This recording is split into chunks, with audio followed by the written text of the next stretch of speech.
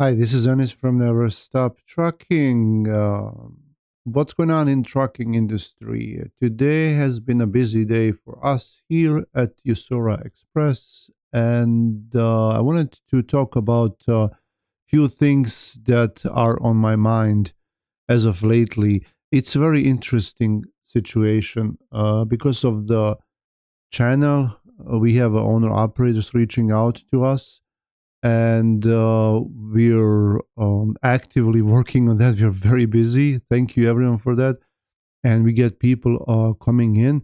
Everyone is interested. People want to work, and we are working day and night to get those loads, and we get them loads. Right? We are not gonna give up until they have loads. But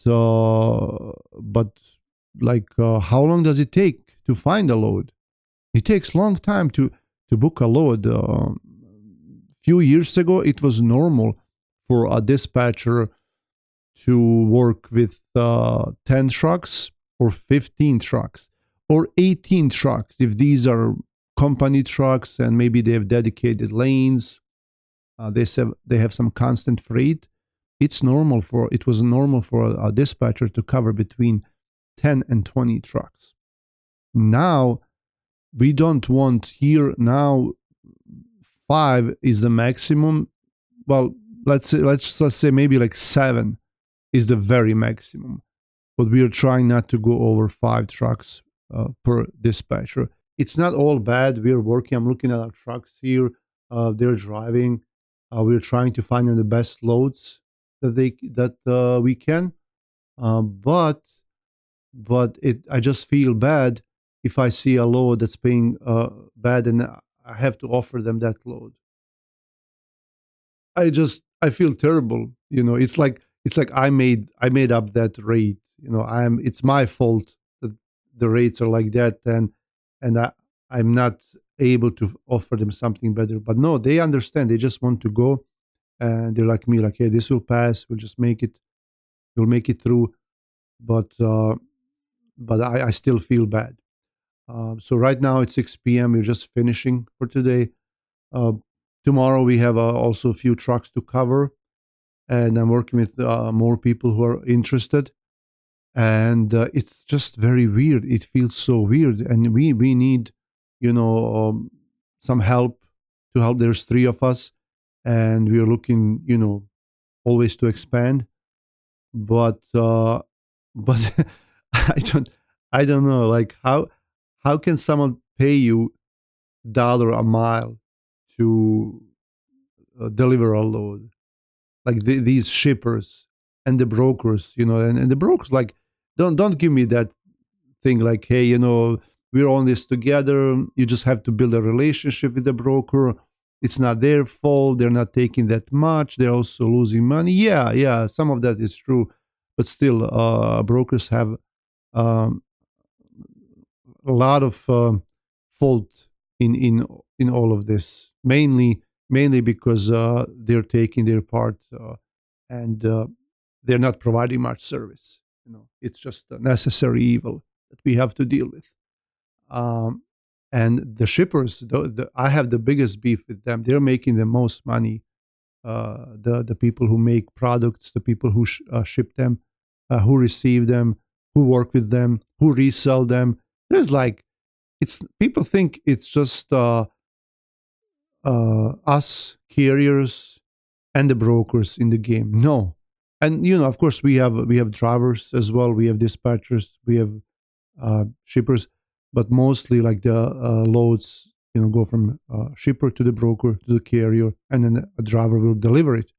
But no, there are so many more hands involved, more people, more companies, more corporations that want the money. So everyone's just taking a slice of that money. So think about it. If a load is paying $2,000, how many people made 50, 100, 200, $500 off of that load?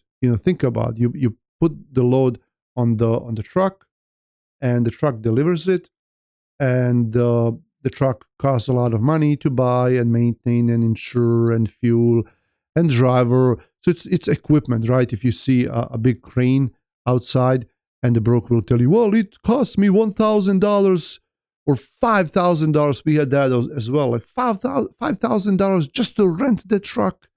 And those two people that operated, like, and the crane is just sitting there, right?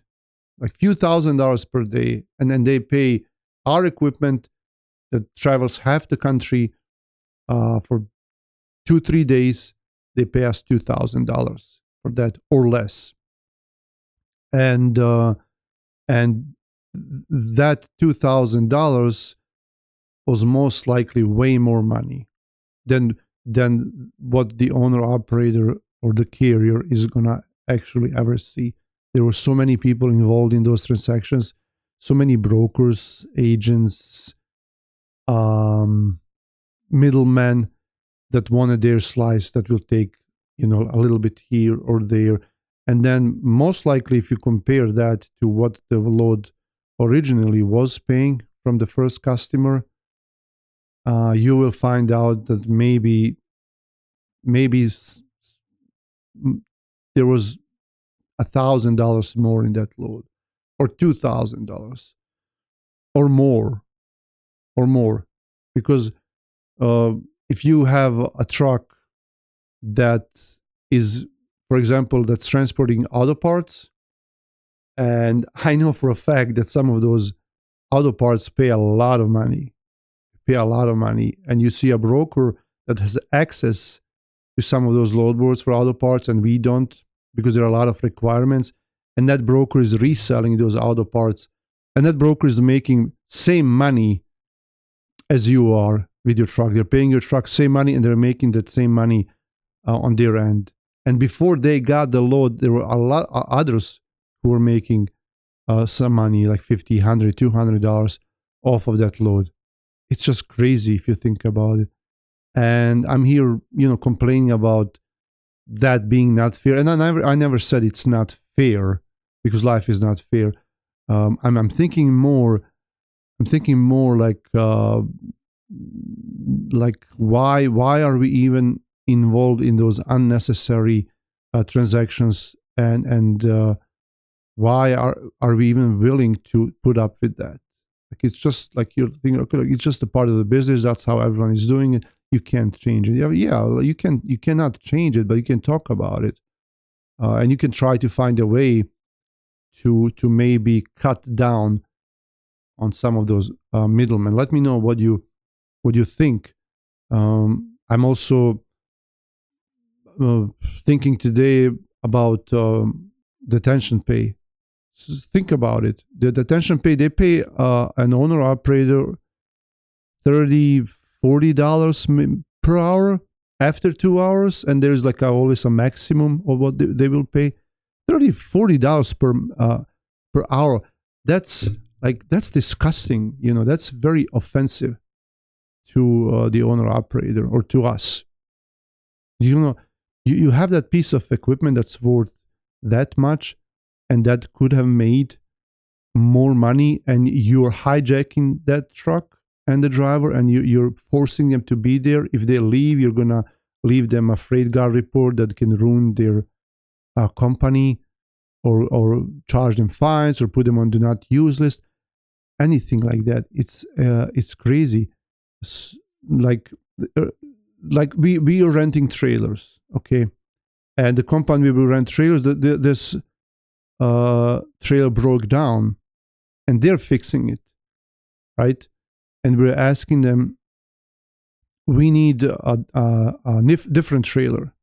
And they're telling me, well, if we give you a different trailer, we have to charge you rent for that trailer on top of this rent, because we cannot rent the trailer that's in the shop.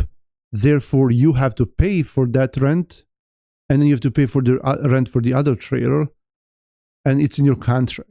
And if you rent a car from one of those car rental agencies, they will ask you for additional insurance, and you're saying, well, no, I have insurance. Why should I pay for additional insurance? Here's my car insurance, or my credit card has insurance. They will tell you, well, no, in case this car gets hit, or or it's involved in an accident, you will be responsible to pay the rent for this car because you don't have the additional insurance, and we cannot rent the car to anyone else because it was in an accident and you didn't have that extra insurance to cover it. Therefore, you still have to pay for it. So if our truck is detained, it's in detention, and it's stranded there, it's hijacked, whatever you want to call it, for 5 hours, we cannot use it. And you're paying us $30 or $40 per hour after 2 hours. And the truck could have made way more money had it been rolling and driving. So you're preventing us to making that money. It's your fault. And you can easily load a truck in 2 hours. Like you can load 5 trucks in 2 hours. And you're preventing that truck from going out and making money. Okay? So in my opinion, if let's say the load is paying $2,000 for 1,000 miles. So let's say the load is paying $2 per mile, right? So 1 mile is paid $2. A truck generally can travel 60 miles in an hour.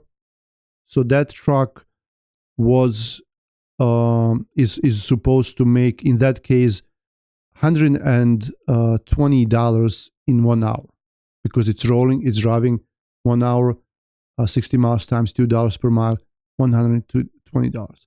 So if the truck was driving for 3 hours, then it would have made $360.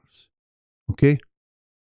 But for 3 hours of detention pay, you're paying me $30 because the first 2 hours free, and you're paying me like $30, $40, $50 instead of $360, right? So that would be a good way to compensate for the detention because everyone else is doing it, right? Try to rent a trailer or a car or piece of equipment or ask someone to do something for you, like where there is a heavy equipment involved. You'll see how expensive that is, right? So in these cases, they're not giving that to these trucks. Okay, forget about markets, forget about all of that. Let's talk about detention. Okay, let's talk about the way that everyone that has never seen a truck in their life. What's this? Look at that, cool. Everyone that is not involved in any way in that transfer of the freight, they're making money. Some of them are making more money than that driver that's actually transferring the freight. Okay, so that's what's wrong with this industry. It's really wrong, and it's just like in times like these, then you wonder about all of that. You wonder how to change it, how to make it better for you or for other people as well. Let me know what you think in the comments, and I'll stop bothering you now. Thanks for watching. This is Anis from Never Stop Trucking and Usora Express. I'll see you guys later.